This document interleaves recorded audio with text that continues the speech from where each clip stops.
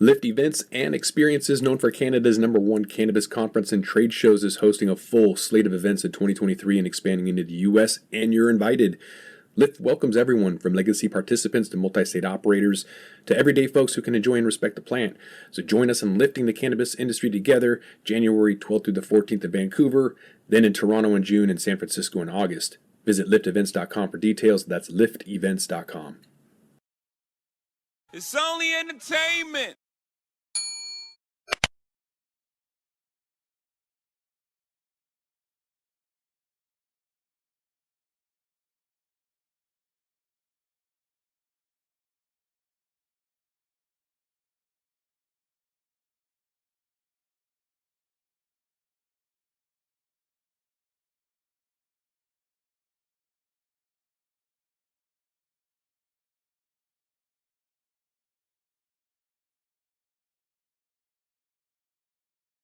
Welcome back to The Talking Hedge. I'm Josh Kincaid, capital markets analyst and host of your Cannabis Business Podcast. We are at the Finance Forum, MJ BizCon's pre-show. My guest right now, Anthony Coniglio. He is with NewLake Capital Partners. Anthony, thanks for being with us on The Talking Hedge. Thank you for having us here today. I appreciate it. NewLake Capital Partners. What is it? What do you do? Yeah, we're a REIT. We're a cannabis exclusive REIT. We're one of the largest owners of cannabis real estate in the country today. We are a public company. Our ticker symbol is NLCP. We own 32 properties across 12 states with 13 tenants. Very cool. Okay. Talk to me a little bit about, I've heard drinking from a fire hose recently with the 2 states that just came on board. There's a lot of interest. I don't want to put that in your words. That's what I heard. Maybe you could tell me, are you seeing a lot more interest in the last week for real estate?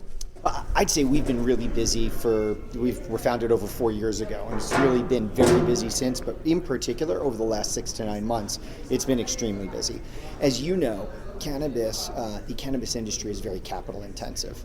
And with the current valuations that you're seeing in the equity markets and the rates from a debt perspective, our sale-leaseback products tend to be very attractive for operators to be able to raise that non-dilutive capital.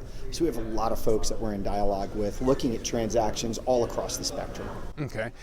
So tell me, explain that a little bit, because some people may not know about sale-leaseback options. The advantage to that is that if you don't have the capital, because you can't go to a bank, right? So if people have equity, rather than going and getting a home equity line of credit on your house, what you're going to do is essentially, and maybe this is a bad example, but like a reverse mortgage, that's a bad example, but you're essentially leasing back that property. You buy it and then you're leasing it back and getting that capital. You probably have a better explanation. Yeah, that's right. This is a type of transaction that is a very regular way for mainstream companies to manage their real estate capital needs. So companies such as Walgreens or Home Depot, Starbucks, just to name a few, they all utilize sale-leaseback transactions. This is a very non-disruptive transaction. It's more of a financing, but in essence, the owner of the property sells it to us and we concurrently lease it back for 15 to 20 years. So you don't have to move out. There's no disruption to the operations. It's really a transaction. We acquire that property and we lease it back. Okay. And is there differences in that risk tolerance when you guys are doing your due diligence? Do you look at certain regions with a little bit more scrutiny? Well, it's a very insightful question. Yes, for sure. We focus on limited license jurisdictions, and we've been doing that since the inception of the company in 2019.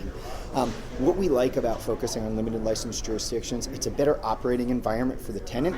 So we look at cash flow at a property level basis. So a better operating environment means better cash flow at the property, these mission critical properties. It also ensures that there's demand for that license. And in these limited license jurisdictions where you typically can't purchase alcohol at a supermarket, that license and the property are typically attached, sometimes legally, but many times just attached in terms of the license is provided to that address. Mm-hmm. And is there a difference on what the individual is doing with the facility? So a lot of these limited license states like Arizona, for example, are vertically integrated. And so the retail is the same company that is manufacturing and growing.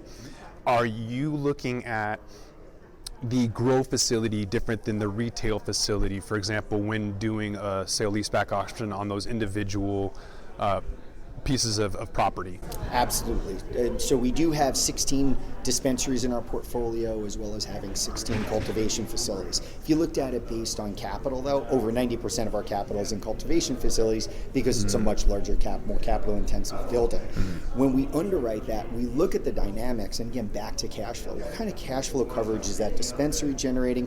What kind of cash flow coverage is the cultivation facility generating? Is that party wholesale only, or to your point, are they vertically integrated? So when we look at the property, we'll underwrite it as dispensary or cultivation, but then when we underwrite the tenant, we're going to look, are they vertically integrated in the state, and what do their financials look like? Okay, so you're giving 90% of loans to the grow itself, but it's not separate from the license. So even though you're not necessarily giving the retail a loan, it would be backed by that if something, the collateral would be backed by all of the owner's property? I'll clarify, it's not a loan. We actually purchase the property and own it. And so when we look at that company as a tenant, we're underwriting what's the credit quality of the tenant. Okay. Will they be in place to pay rent to us over the 15 to 20 year period of the lease? What is the risk? There doesn't seem like a whole lot of risk involved if that's the case. So yeah, maybe explain the risk tolerance. So we underwrite three main aspects. We underwrite the real estate, we underwrite the tenant, we underwrite the jurisdiction. And your risk profile is really a mix of those three factors. So when you look at the tenant, what's the risk that that management team and that business plan will survive and be durable enough to be able to pay rent over the course of your lease agreement? The licensing jurisdiction, what's the likelihood that the licensing jurisdiction will provide the right operating environment for that tenant to be able to achieve all of their strategic objectives? And then of course we're underwriting the real estate. What's the likelihood that this real estate will be durable over the next 15 to 20 years in the cannabis ecosystem? But we also underwrite if ever it had to come out of a cannabis use and revert to a non-cannabis use. So we're looking at all those factors, and your risk profile is really different depending on who the operator is, where the property is, and what the use of the property is, whether it's cultivation or retail. A lot of REITs returns are fairly stable. Right now, cannabis is hot. Right now, real estate in certain regions are really hot. Tell me a little bit about your stock price and the reflection of that. Yeah, so when you look at the performance of our business since the inception of the company, we've collected all of our contractual rent since the inception of the company. So we have industry-leading rent collection, which is really a testament to the underwriting and the ability to generate cash flow for our investors. We've raised our dividend 6 times in a row, 6 quarters in a row. We're paying a cash dividend. Our last dividend was 37 cents a share. And so we're taking those returns that we're generating in the portfolio and delivering them back to the investor. And so when we look at our stock price, we've deployed all of our IPO capital, we've raised the dividend 6 times in a row, and yet our stock price is suffering. And really, I think what we're seeing in our stock price is a sympathy trade with cannabis, but more importantly, it's the lack of institutional demand right now, given the technical factors around prime brokers. Those are the organizations that provide custody to institutions. Many prime brokers pulled out of the industry, supporting the industry in November and December.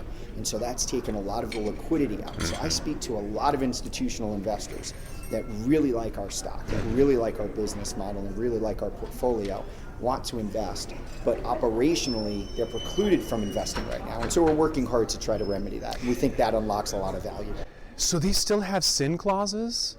It's not so much a sin clause.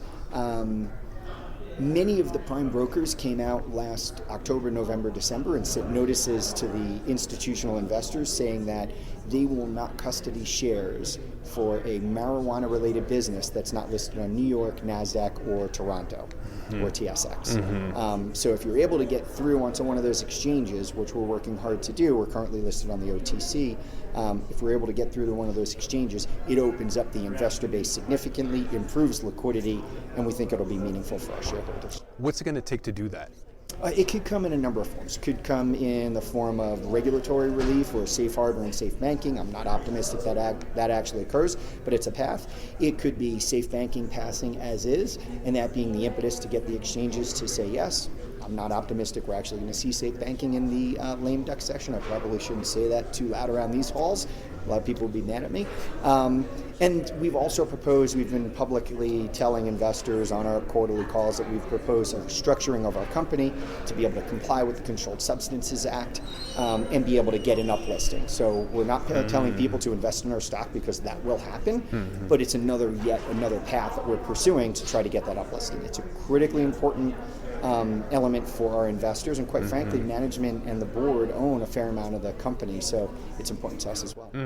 Sounds like a value opportunity if you do get that uplisting, and or safe banking comes in. That stock is going to go up because there's so many that are absolutely hammered. Like you mentioned, you're getting just thrown into this cannabis. Like with all the other OTC stocks, and there's no differentiation, especially with some solid returns. And so if they're able to differentiate individual cannabis companies, that's an opportunity, as well as I suppose safe banking to come on board and differentiate you guys in that regards as well. So right, if you look at the discount that we're trading at, it implies distress. And I just told you, we have industry-leading rent collection. You look at our tenants, we have some of the top tenants in the industry, names like Cresco, TrueLeaf, Columbia Care, also Curaleaf. We have some of the smaller leading players in the cannabis industry, like a C3 Industries or Mint. And so the quality of the portfolio is very, very high, and there really is a disconnect to how we're trading. And therein lies the opportunity for investors, and you get paid a cash dividend on a quarterly basis while you're waiting for that catalyst. So we think it's a fairly attractive prospect. Okay.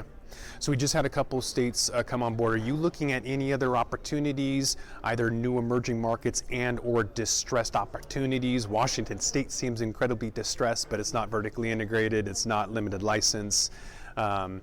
Are you looking at distressed? Are you looking at new and emerging? What's your focus for 2023 and beyond? Yeah, we don't look so much at distressed because, again, we're making a credit and underwriting decision to be able to pay rent for 15 to 20 years. And the execution risk in a distressed situation is typically pretty significant. So that's not likely to be a risk that we would take. Yes, we're looking at opportunities in Minnesota, hopefully Minnesota next year, but in Missouri and in Maryland. We are looking at some of the unlimited license states. As those states mature and as we see some stability, we will see emergence of leaders in those states and in those jurisdictions where they could actually operate profitably and generate free cash flow from their businesses. And if they can demonstrate that they can do that on a regular basis, that's really what we're looking for, right? That ability to have some stability, the ability to generate some free cash flow in your business, and demonstrate that you're a long-term player here and you're not going to be washed out if there's another leg down in wholesale pricing. Okay. All right, Anthony, what's your stock symbol? Where can people find you at? Website, all that good stuff. Yeah, thank you for asking. NewLake, it's newlake.com, NEWLAKE.com. Our ticker symbol is NLCP, NewLake Capital Partners. All right. I think with that, we're going to have to roll this one up. I want to thank my guest, Anthony Coniglio. He's with NewLake Capital Partners. I'm Josh Kincaid. This is The Talking Hedge. Don't forget to like, share, and subscribe. Or don't, and I'm out. Don't forget to smash that like button on your way out and check out these other videos that we've got.